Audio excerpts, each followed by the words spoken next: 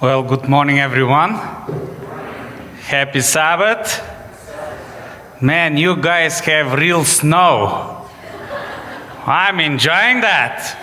But you see, we brought you some sun from California, amen? So we have a mixture of California sun and Canadian winter. So that's beautiful, beautiful.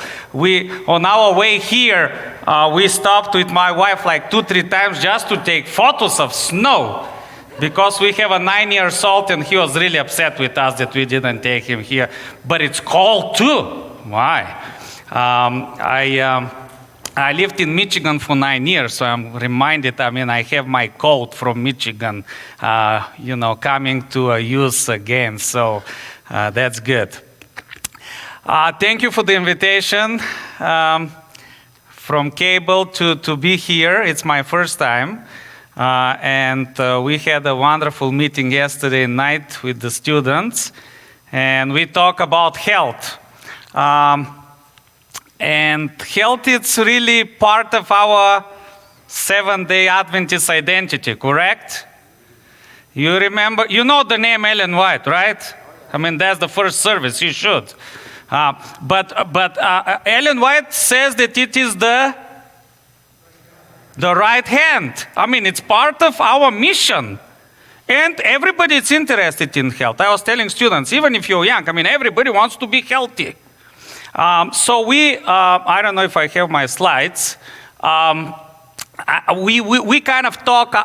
I chose this text by Jesus when Jesus was telling to the disciples and the people, listen, I came that you may have life and have it abundantly. Okay, so Jesus is not only interested in what the future holds. He wants us to have good lives, to enjoy life, and that's why health it's part of our identity. In fact, we noticed yesterday we were talking about Jesus' ministry, and you notice in the Gospels that Jesus was teaching but also healing.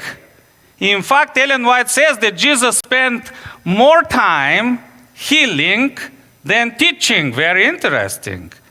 Okay? So health, it's part of our identity. Everybody knows that Adventists, we are concerned with health.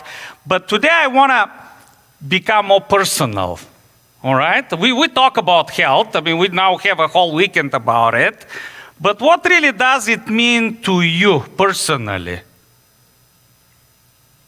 What is this message? Jesus says, well, I want you to have life, have it more abundantly. But what does it mean really personally for you and me? So I will, since I'm an Adventist historian, I'll give you a little bit of Adventist history related to health, and then we'll try to answer the question. Good? All right.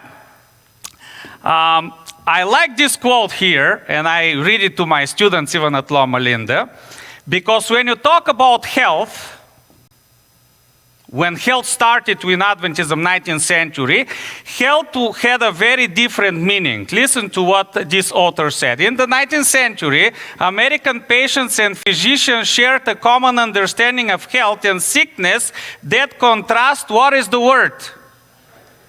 What is a sharp contrast? Give me examples. You can say I'm a teacher, so I'm asking you. What is a sharp contrast? Sorry? Hot and cold, that's a good one. Yeah. Black and white, hot and cold. So what people thought about health in the 19th century was very different. So here's a quiz for you, okay? Not graded because it's Sabbath, but the quiz is true and false. True and false, okay? Very simple. Is this healthy or unhealthy?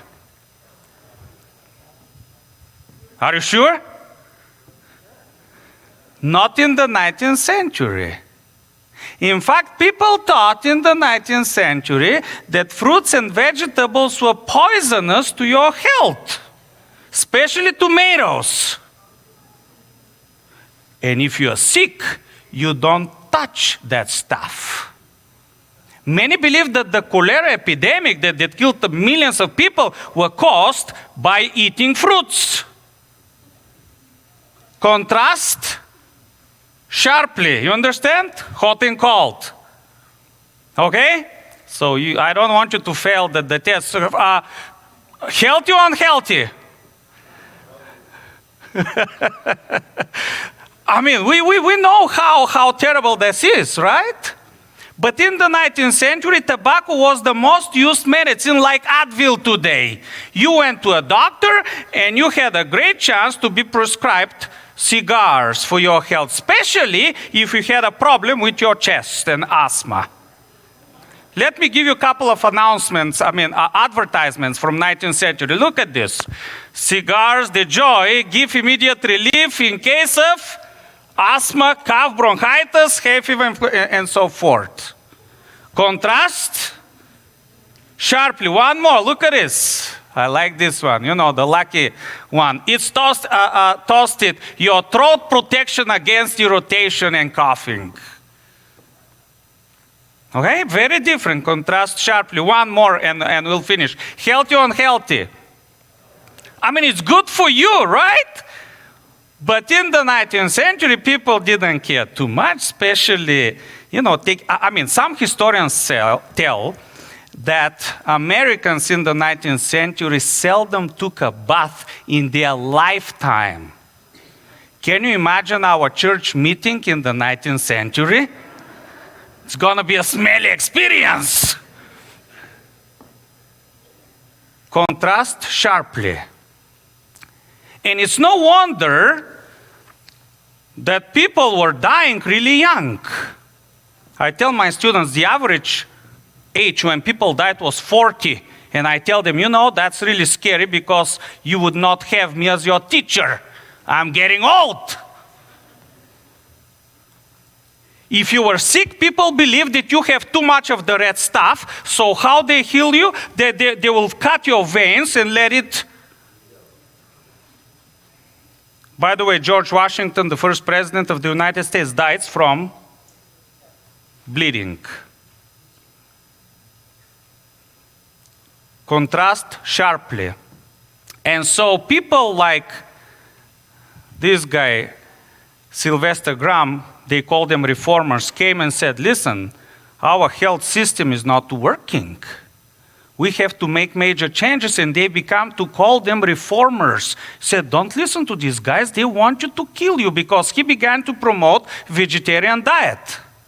There was another one, James Jackson. By the way, Ellen White and James White visited this doctor. He had a new health center where he promoted healing through the use of water, cold and hot. I know my friend Donna Lee is big on that. I mean, she was teaching us in one camp meeting about the value of water. But even today, I mean, my grandmother, when we were sick, she will give us a really hot water and then cold hot.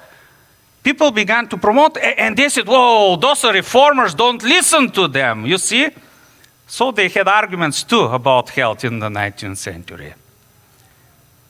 And in the midst of that, you have the Seventh-day Adventists who, curiously enough, didn't care too much about health. By the way, that's the center where Ellen White and James White went, of Dr. Jackson.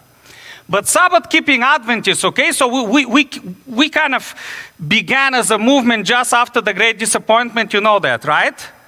And Adventists, curiously enough, did not get into that debate about health. Can you guess why? Well, by the 1850s, Seventh-day Adventists had a message to preach to the world. They call it the present. And they love to talk about Jesus is coming soon, the sanctuary message, the Sabbath, the state of the dead. Okay? They love to preach this message, so they didn't have time for health questions. In fact, when some people went to James White and said, Brother White, should we, tell people? He said, no, this is not part of our present truth. So in the midst of this debate, Adventists didn't care about health because they were busy preaching the present truth. But somehow God had another plan. Because Adventism was forced. You know, sometimes God forces us in a nice way. Adventists were forced into the health discussion because they had a problem. While they were preaching the present truth, at the same time they were dying from unhealthy lifestyles. Let me give you an example. You know that gentleman, right? James White, a major force, the husband of Ellen White, the major force in Adventism. Ellen White describes that by the beginning of the 1860s, her husband, and by the way, gentlemen, our wives really know, how we are, everything about us. So Ellen White describes her husband and she says, listen, my husband is really sick. She said, it is difficult and unpleasant to be around him. This guy is upset with almost everybody. He gets easily angry. He has an unforgiving spirit. He cannot talk to people. And you know what happened to him afterwards? He got a stroke and then a second one. Adventists were busy preaching the Sabbath and the present truth. At the same time, they were suffering physically. What about Jane Andrews, who became the first official missionary of the church? Okay? Look what he says about his health. When I entered the Christian ministry at the age of, he's a young man, 21, I didn't enjoy firm health, but in short, my story in this, in less than 5 years, so about 25, 26 years old, he says, I was utterly prostrated. My voice was destroyed, I suppose, permanently. My eyesight was considerably injured. I could not rest by day, and I could not sleep well at night. 26 years old. Prostrated, sick. What about Loughborough, the first historian of the Adventist Church? He describes part of his dad, so I just chose this, but he had a lot of problems too, but look at his dad. I was a great lover, he writes, of animal flesh as food. I wanted fat pork fried for breakfast, boiled meat for dinner, cold slices of ham or beef for supper. One of my sweetest morsels was bread well soaked in pork gravy. Now, you can eat this stuff, but if you eat it all the time, you may have a problem, right? And this is the Adventist leaders who are preaching the present truth, but at the same time were dying from an unhealthy lifestyle. And it is in this context that God calls Ellen White and he gives a message for the Seventh-day Adventists, and he says through Ellen White, listen, I want you to remind Seventh-day Adventism that you guys should begin and pay attention to your health. You see the context? That health, God says, it's important. So what is health for you in a very personal level? On June 6, just as mentioned yesterday, just a few weeks after we organized as a church. Okay, in May, we organized as a church. Just a few weeks after that, June 6, 1863, and this is the original, by the way, of the first health message. God gave Ellen White her first comprehensive health vision, showing her that Seventh-day Adventism needed a turning point. And then he gave another one in 1865, because Adventists are, stubborn people. They needed to be reminded again. And I want to read you just a little bit what she says, since we don't have time. But I'm Bulgarian, I like to preach 2 hours. So, but look what Ellen White says. What God says, actually. Just very, very few sentences, and you will see a very simple message. But they needed that. Ellen White wrote, I saw that it was a sacred duty to attend to our health and arouse others to their duty. We have a duty to speak, to come out against intemperance of every kind. And then she just lists few things. Intemperance in working, okay. Intemperance in eating, that's for Bulgarians. Intemperance in drinking, and so forth. Do you see what Ellen White says health is? Health is the whole thing. It's your lifestyle. It's not only, oh, we don't eat meat. There are a lot of unhealthy vegetarians. I've seen them. They eat so much sugar. I mean, you see, you better eat a piece of pork. And God says, listen. You guys need to have a turning point. Health. It's important. I saw now that we should take special care of the health God has given to us, for our work was not yet done. The more perfect our health, the more perfect will be our labor. God comes to Ellen White, you read the first vision, it's not complicated. It's a very simple message. I imagine God just says to Ellen White, listen, just tell these guys that like to preach about me that they need to pay attention to their health, that health is important. Simple message. But this simple message would turn Adventism around. And from not interested in health, Adventists would develop the largest Protestant health system in the world. From that simple message, 1863, when God says, listen, health must be important. You need to pay attention to your health. And few examples. 1866, we built our first health institution. It was called the Western Health Reform Institute in Battle Creek. I always like to give this statistic, but look how we started. We had 2 physicians, 2 bath attendants, 1 untrained nurse, 3 other helpers, and only 1 patient.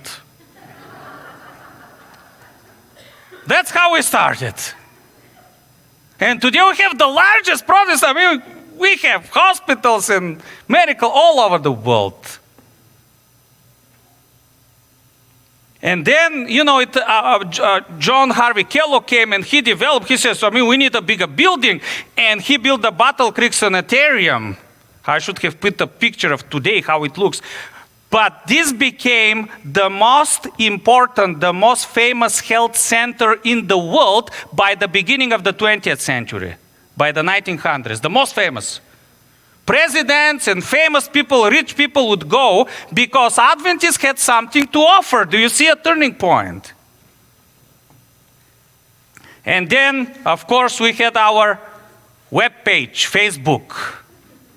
It's a 19th century Facebook, This was the most famous way to communicate, through periodicals. So we began a periodical called the Health Reformer.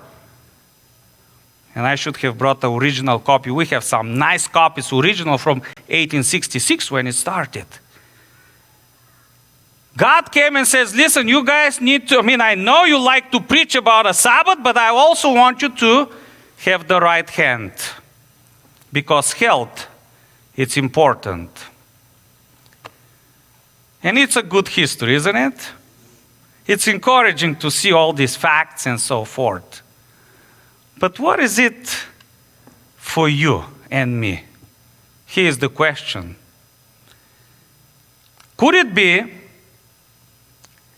that the turning point in Adventism 160 years ago, it's exactly this year, 160 years, this simple message that God revealed to early Seventh-day Adventists that health is important, could it be that this message is also very relevant for you and me in the beginning of 2023? Could it be that many of us need to be reminded that we also need a turning point in our own life? Could it be that deep inside, you and I, we know that we need to slow down? Could it be that we are so busy for God, like James White and Jan Andrews, that we are killing ourselves and need a turning point in our own life?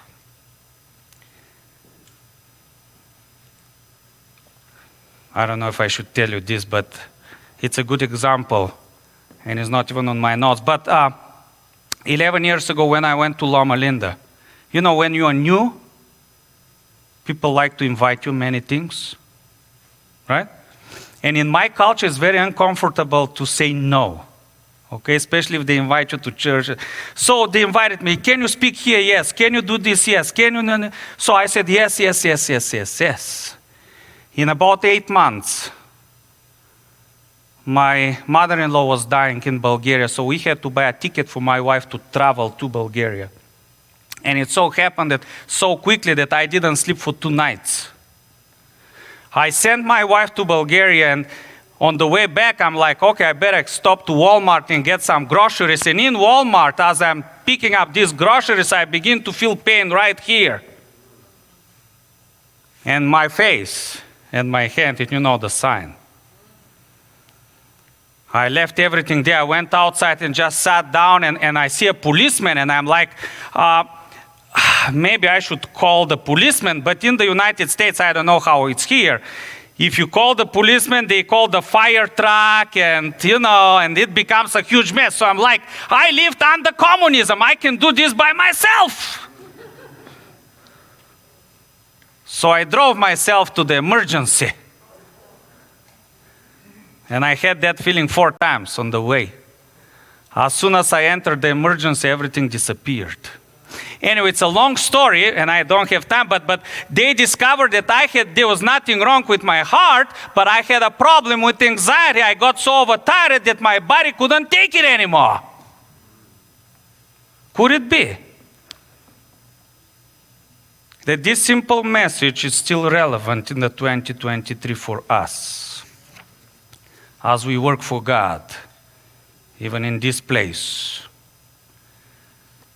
So I want to share with you for the next 10 minutes a simple message by Paul as we talk about abundant living, okay? It's 1 Corinthians chapter 6. If you have Bibles, you can follow it or just read it on the screen. But there are 3 principles that I think are very relevant for us. Look what Paul writes. Do you not know, it's a famous verse, right? You remember it. Do you not know that your body is a temple of the Holy Spirit who is in you, whom you have received from God? You are not your own. You know what Paul is saying here? Don't ever forget that your body is not your own. It's a gift from God. It's a gift from God. Your life, it's a gift from God. You remember the story, Genesis chapter 1. God creates the world. He creates all the animals and stuff. And at the end, he creates Adam. You remember that? Yesterday, I was sharing my mother's theology. You want to know my mother's theology? Why did God create Adam first and Eve second? You don't know it. I can see it. Because God created Adam and looked at him and said, man, this is very good, but I can do better. And so he created Eve. You see, we have arguments with my mom about this. But God creates humans and says, man, I give you life. It's a gift. And by the way, God not only created you, but He made you absolutely special. I read a book recently called The 10 Prayers God Always Says Yes To by Anthony Di Stefano. And he describes in one of the chapters, he describes how you came into existence. Okay? And he is making a very good point. Listen to this. Did you ever think about all the factors that had to be in place for you to be born? About all the millions of tiny details that had to converge at just the right time and just the right place for you to come into this world, he says. And then he describes the night where your mom and your dad came together. Okay? And how your dad gave 500 million sperms and your mom gave only one egg, but that's okay. Life has never been fair. But then he says something very interesting. He says, listen, guys. Do you know that potentially 499 million human beings did not come into existence because of you? Wow. What did Paul says? Don't remember? God gave you life. It's a gift. You're absolutely special. When I read that, I'm like, man, I'm a proud Bulgarian, you know. Nobody want to take my accent, you know. I'm unique. You want to be Ted? No way. So I read a little bit about the DNA, so I don't want to mess this up because I'm not a medical doctor, but it says that the DNA is the code that you have. Can you imagine you have 3 billion chemicals, A, T, G, and C, put in a certain order, and nobody else has that. I mean, that's what you are. 3 billion of them. And you cannot be me, and I cannot be you. Amazing. Paul says, don't forget, okay? God gave you life. It's not you. I mean, it's a gift from God. And it amazes me how often we forget how unique we are, and we go and kill ourselves, forgetting that life is a gift from God.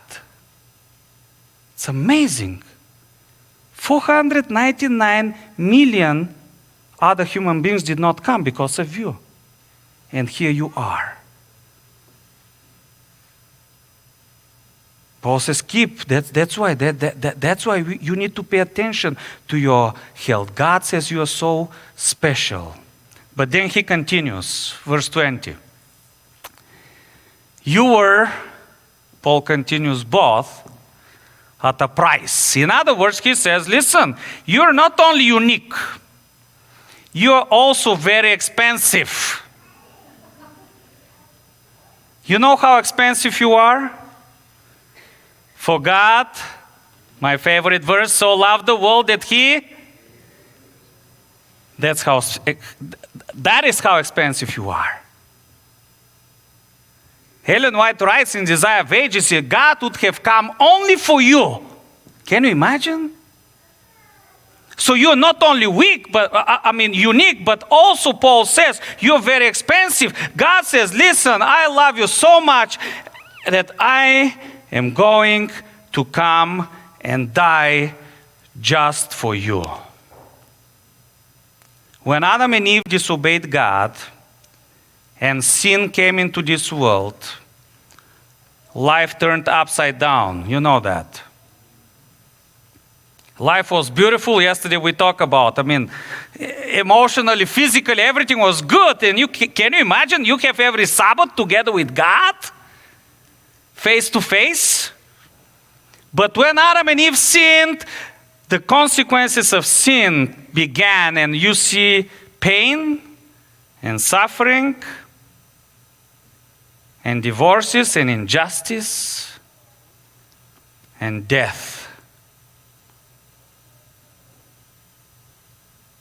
At Loma Linda, we have a children's hospital. They make it now even bigger. And I'm told that every day about between 20 to 30 little babies die every day because of sin. We all experience that sooner or later. But 2,000 years ago, Jesus came and died on Golgotha and said, listen, I love you that much. I not only give you life, I also value you. You're expensive. You're something to me. You're part of my family. And I'm ready to pay the highest price for you. And therefore, Paul continues and says, therefore, honor God with your life. Do you understand? God says you're unique. You're expensive. And therefore, value your life. Take care of yourself. Live your life wisely the way God wants you to live it. You know what Paul is saying? I mean, it's so cool, this thing here. Paul says, listen. I know that God has promised you a beautiful future. I mean, Paul believed in the second coming too. You know that, right?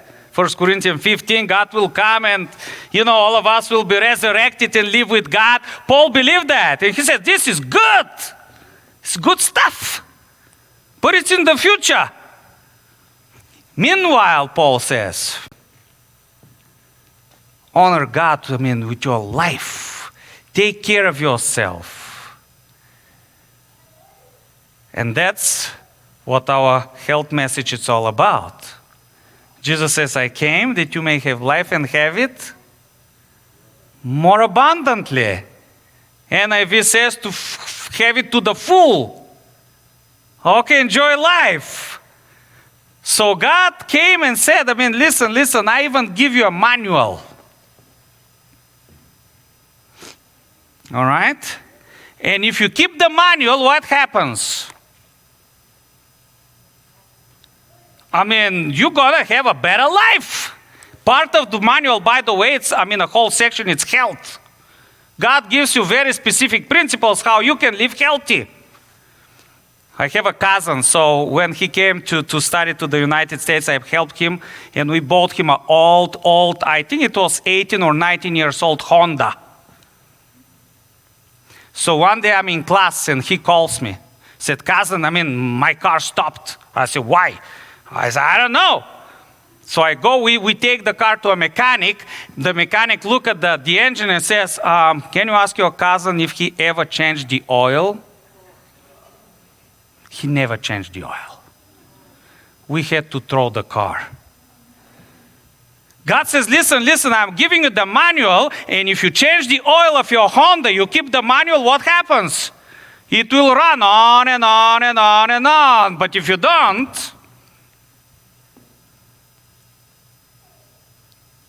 God says, honor God with your body. And we have really, even people outside of the Adventism has understood that truth. Because Adventists have paid attention to the manual for 160 years, and the results are acknowledged by everyone, this guy is not a Seventh-day Adventist. I showed the book yesterday to the students. But he writes about Adventism. We experience less stress, less heart disease, less cancer. We have a better quality of life, and people live much longer because we pay attention to the manual.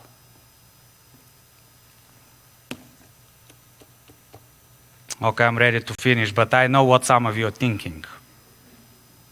It's very natural. I'm Bulgarian. I can sense it. Pastor, I know what you're saying, but no matter how healthy I live, I do get sick. True?